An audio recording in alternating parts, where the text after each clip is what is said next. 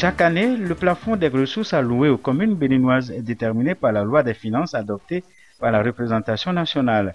Les communes qui sont les principales concernées sont exclues du processus et ne sont consultées à aucun niveau pour corriger ce dysfonctionnement et épouser les normes requises. L'association Cité Gouvernements Locaux Unis d'Afrique a décidé de prêter main forte à l'Association nationale des communes du Bénin, ANCB, par l'entremise du présent dialogue. À travers cette première rencontre, c'est le renforcement des collectivités locales, à travers leur financement, qui est recherché. Pour ce faire, il nous paraît essentiel que leur voix puisse être entendue. Le ministre en charge de la décentralisation est conscient que le développement des communes est conditionné par leur autonomisation. Par la mise à disposition de ressources à la hauteur des compétences dévolues aux communes, la décentralisation serait un processus inachevé. Nos communes ont besoin de l'appui de l'État à travers un transfert subséquent de ressources financières. Les élus locaux, à travers le président de l'Association nationale des communes du Bénin, ANCB, mettent beaucoup d'espoir sur cette rencontre. Il faudrait que ce transfert puisse connaître une amélioration d'année en année pour tenir compte des nouvelles charges qui reviennent aux collectivités territoriales. Les travaux ont débouché sur l'élaboration d'une feuille de route sur le transfert des ressources proportionnelles aux compétences des communes telles que définies par les textes d'orientation de la décentralisation au Bénin.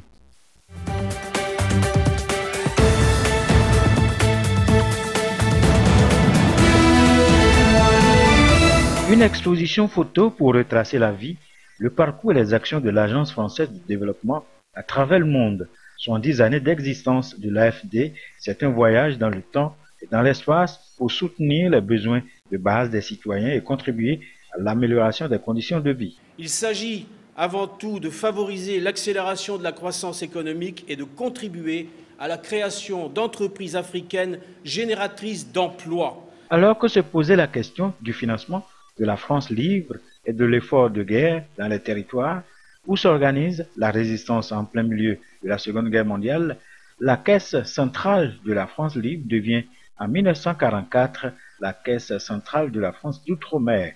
Elle a évolué dans le temps, s'est transformée au gré des aspirations des différentes autorités françaises et a pris l'appellation Agence française de développement en 1998 avec pour devise développeur d'avenir durable.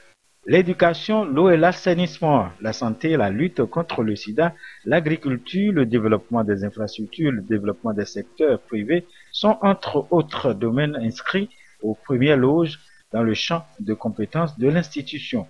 À la faveur de ces 70 années, l'AFD entend donner une impulsion à sa politique d'aide au développement.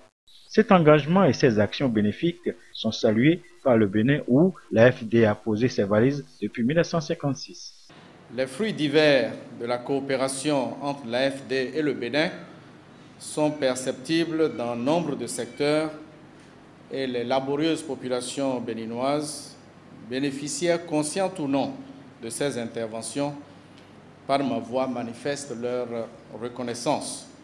L'AFD, c'est 55 ans au service du renforcement des capacités intellectuelles et surtout un tremplin pour l'atteinte du millénaire pour le développement au Bénin.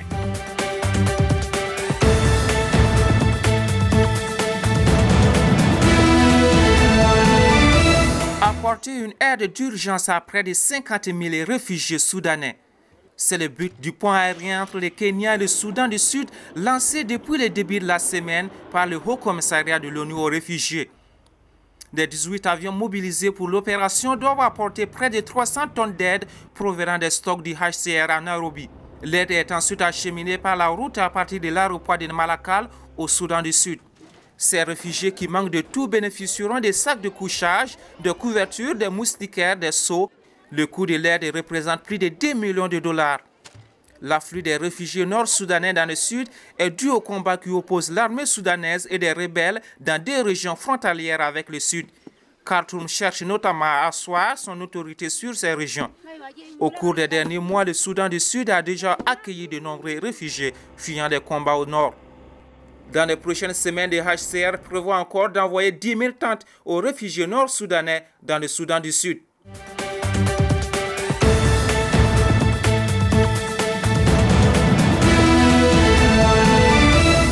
le tonnerre à la Fédération sénégalaise de football.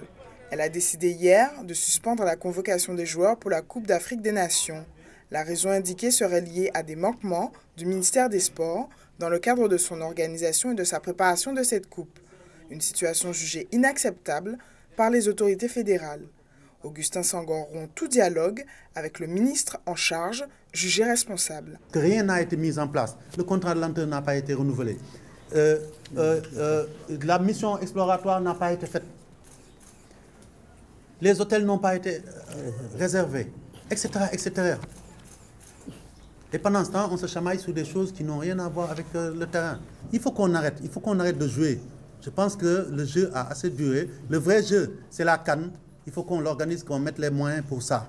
La participation des joueurs sénégalais à la CAN est pourtant maintenue pour le moment.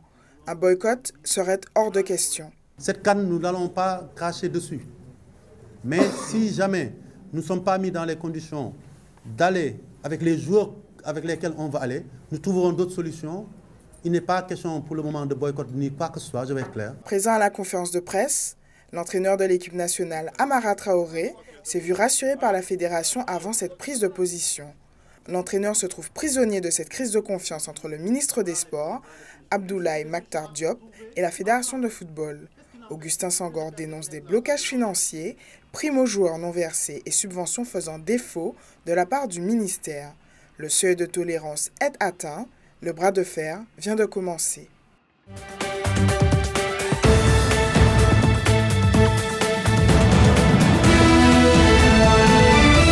La situation s'envenime en Syrie. Au moins 40 personnes ont été tuées et 150 blessées ce vendredi dans 2 attentats suicides à la voiture piégée à Damas. Parmi les victimes se trouveraient à la fois des civils et des militaires selon la télévision d'État. Le pouvoir syrien accuse Al-Qaïda d'être derrière ces attentats. Ces attaques ont visé la direction de la Sûreté Générale à Kfar Sousseh, le service le plus important de renseignement civil, ainsi qu'un bâtiment de la sécurité militaire. Un responsable gouvernemental libanais a affirmé cette semaine que Beyrouth enquêtait sur des informations selon lesquelles des membres d'Al-Qaïda se seraient infiltrés en Syrie par le Liban. Le Hezbollah, allié du régime de Bachar al-Assad, a accusé les États-Unis d'être derrière ces faits. Ces actes de terrorisme interviennent au lendemain de l'arrivée d'une délégation d'observateurs arabes envoyés par la Ligue arabe pour tenter de désamorcer la crise entre le régime et son opposition. Les militants anti-régime ont manifesté ce vendredi dans plusieurs villes syriennes contre la signature du protocole sur l'envoi des observateurs, parlant de protocole de la mort. Ils ont accusé dans leur banderole la Ligue arabe de faire commerce de notre sang. Depuis plus de 9 mois, le conflit qui oppose le régime de Bachar al-Assad à la rue syrienne a fait 6 000 morts selon l'ONU.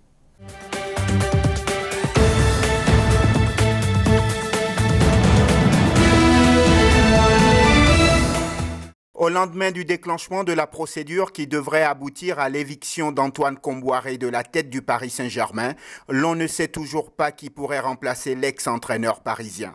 Ce matin, la presse sportive grouillait de rumeurs. Le nom de Carlo Ancelotti est celui qui revient le plus souvent. Ancelotti, 52 ans, se serait mis d'accord avec le club parisien pour un contrat de 2 ans et demi. Selon l'équipe de ce vendredi, l'entraîneur italien devrait être nommé le 1er janvier prochain sur le banc parisien, en remplacement d'Antoine Kombouaré, dont l'éviction programmée continue de faire couler beaucoup d'encre et de salive. Si le choix d'Ancelotti était confirmé, le Paris Saint-Germain aura à sa tête un entraîneur au palmarès impressionnant, avec 2 Ligues des Champions obtenues avec le Milan AC en 2003 et en 2007. Un titre de champion d'Italie, un autre titre de champion d'Angleterre, une Coupe du Monde des clubs en 2007. Bref, le genre de carte de visite qui ne laisse personne indifférent.